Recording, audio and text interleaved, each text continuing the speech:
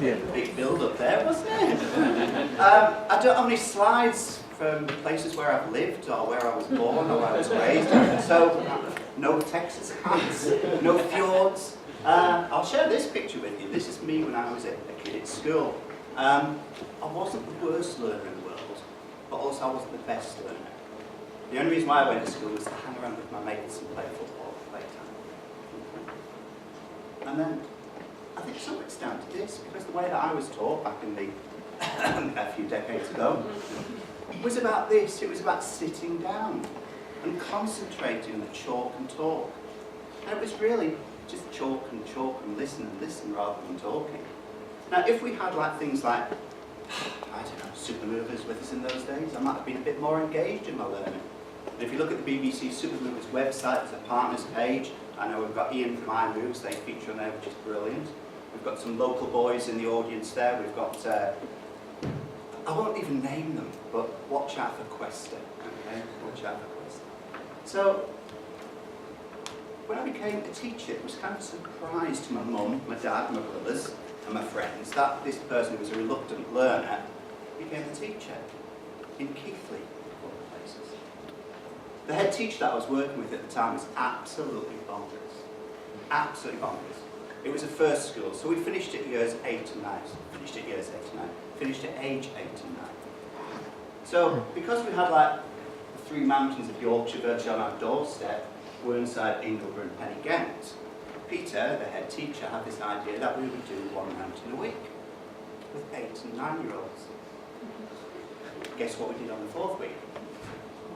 All three together, with 8 and 9-year-olds. Are we there yet, sir? Well, not quite. Okay. But what I'm trying to tell you is that children nowadays are not as physically active as they used to be, even in the 80s. And I think some of that is down to the fact that, as teachers, we're constrained by the powers that be above, whether or not it's DFE or Ofsted or whoever. And quite often we've got these big boxes. It could be maths, that's the big box, or it could be English, that's the big box. But quite often, other subjects, such as the arts and PE, get shunted to one side, because that's not measurable, or it's not as easily measurable as English and maths. So when I first started the Tagtiv8 program out, everybody said, "Wow, we really like what you're doing, but it's a crap PE scheme." And I said, well, actually, you know what? I've never once said it's a PE scheme. We'll leave that to other people. It's about using physical activity to deliver English and maths in a fun, engaging, active and relevant way. So, this little person, as in me as an individual, set up this small organisation called Tagtiv8, and I do consider myself lucky to be surrounded by good people, whether or not it's Ian and Rich from Move and Learn, or Andy from Leeds Beckett, and other people within the university. But with support, we're now in, what, how many schools? About 60,000 children and teachers using it, which isn't too bad, is it? This week I was in London on Monday, Brighton on Tuesday, working with 2 different schools, and then 12 hours drive back up north. Nice to get some Yorkshire schools on board.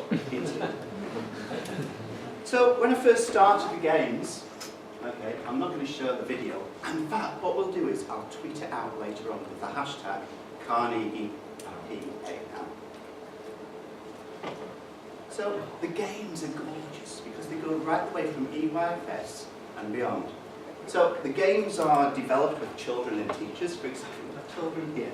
I've got 0 to 10 scattered on the floor, and I ask the children to pick up a tag and take it for a walk, thinking they would pick up a tag and take it for a walk. But EYFS kids aren't like that. They pick up a tag and take it for a walk. Hey, my dog's the same colour as your dog. My dog's bigger than your dog, but my dog's younger than your dog. Absolutely genius. I'm watching these children and following their interests. So the games go from that end to this end. A bonkers school again. A school in Bradford who really pioneered the moving and learning approach. They decided to mash the word version with the number version to do active algebra. So the children have been physically fit, have been running around grabbing the tags off the operation, of the opposition even, putting them into the bucket, and then the challenge was, can you create an algebraic equation for others to solve? And you know what, it worked. the MVPA kicked in, and then the lower to moderate levels of physical activity kicked in when they were actually walking around and talking. And here we've got some examples of children just being absolutely gorgeous. Not sitting down, but taking the learning outside. Doubles and halves. Well, this girl here knows that half of 100 is 50, but she doesn't have 50. But she knows with the numbers that she has, she can do 52 take away 2. And then we've got children older, and they think, oh, I know what, I'll roll up the belt as a decimal point. This is pretty cool, because I've not told them how to do this. This one here, Castercliff Primary School over in Lancashire, sorry. And I asked them to sort the tags that they grabbed in different ways. Unbeknownst to me, these children have been doing Venn diagrams the day before, and they sorted them by joining the belts and sorting the tags, the numbers. Kid at there, Yorkshire Sculpture Park, he finished the job and sat in the bucket. The kid down here, he's decided to dress like a Jedi. And he's linking those moves from train like a Jedi to what he's been doing with Tagtiv8. On the subject of children and code-delivering sessions, it just grows and grows and grows. This one is my all-time favourite of this week. This came from the school just down in Brighton this week. So the children grabbed the tags and the activities kicked in, and then I asked them to sort them out.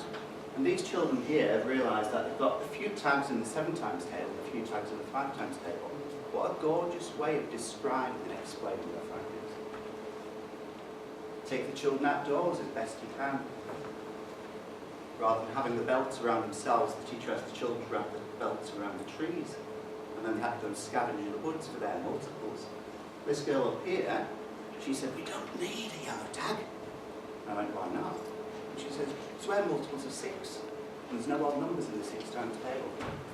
Would that revelation have been made in the classroom? Probably not. These children in Haringey, Lordship Lane Primary School, they decided that they would create a game using the tags, which are red for the even and the yellow for the odd. And they decided to make this game called Tomato Ketchup and Mustard. So they get like buzzing whenever they realise that their game that they created are being played by children elsewhere in the UK. So we've got quotes from children. With active learning, you don't get a chance to get bored, you don't zone out. Think back to Dr. Tom Corney's presentation there, looking out the window, looking at the clock. This, I wish I'd captured Carolina from Bradford at the end of the session. Carolina, did you enjoy that English session? Wow, English. I thought it was PE. And Kian from Keighley, bless him, a reluctant learner if ever was, that game was awesome. It takes a lot to get me to do that. And this is where the magic happens. A teacher from Durham, and co-presenting or co-delivering a session with him, he just said, I didn't know we could do that. And I said, what do you mean, you've been teaching him for 2 terms? And he says, yeah, but he's never put his hand up in a maths lesson. And he's never written in his maths book. But he's just shown me there that he knows something about multiples and patterns. So, with that in mind, I approached Andy, or we were brought together by Gail, so thank you very much, Gail. And Andy and his team did some research, and it featured on Calendar News, which was brilliant, celebrating what we're doing. And the findings moved us forward in terms of showing that a typical 45-minute session increased MVPA by 9 minutes and reduced sitting down sedentary time by 15.5 minutes. That goes towards our childhood holistic plan of action target of 30 minutes in school every single day. And then Andy drilled down further into the results, and we worked out that actually there were some slight improvements. Not massive, because we're not going to make bold claims that are going to be shot down later on. We were realistic. It was a gold standard. Am I right in saying this? A gold standard randomised control test. Okay, so it was all done properly. And those small gains, if they're repeated over a period of time, will become large gains. It was the children who were, well, we asked the teachers to rank the children. Okay? And it was the children at this end who did better than the children at that end.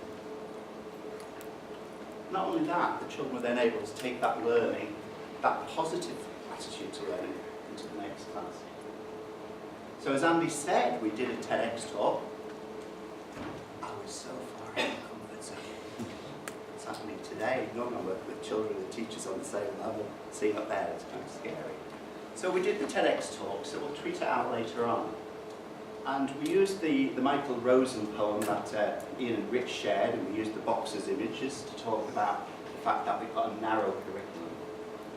And then lo and behold, last week, Amanda Spielman from Ofsted reveals the fact that in 2019 the Ofsted regime will change, and they're going to be looking at a wider curriculum so that we're not focusing on English and maths and testing only. Now, I'm not saying that Andy and I had a hand in that. It would be nice to think that Amanda Spielman and Ofsted watched the TEDx video and changed their policy, I'm not sure. On the subject of changing policy, we can take responsibility for this. Ian is the head teacher, part of the AHT, so we're working with school leaders. And we went to a conference and we did a motion proposal, and all the head teachers and the school leaders had little voting systems. And lo and behold, 9 out of 10 head teachers in England and Wales, as members of the AHT, decided that they would pursue and encourage their members to look at physically active learning as a potential solution to health and education issues. Sadly, it was published in various papers, including the Telegraph, I will mention it. If anybody ever writes anything negative about it, never ever read the comment section. Because according to the comments, I'm an idiot, I'm insane. This man has no idea of the real world, and various other comments. So I think Andy might mention that later on. And the physically active learning approaches work. I showed the picture of the little kids with the tags, my dog's bigger than your dog, etc. But it works with older people too, so thanks to Victoria Archibald down here and Leeds Beckett University, we're going to be piloting work with active learning with people with early onset dementia. Do you know what? The initial pilot that we did, the amount of smiles and comments and feedback, pretty awesome. So watch this space by Dr. Archibald. So there is a website, if you like what I've been talking about, share it with your friends, share it with your colleagues. And if you want to contact me, reach out in whichever way you want. Thank you.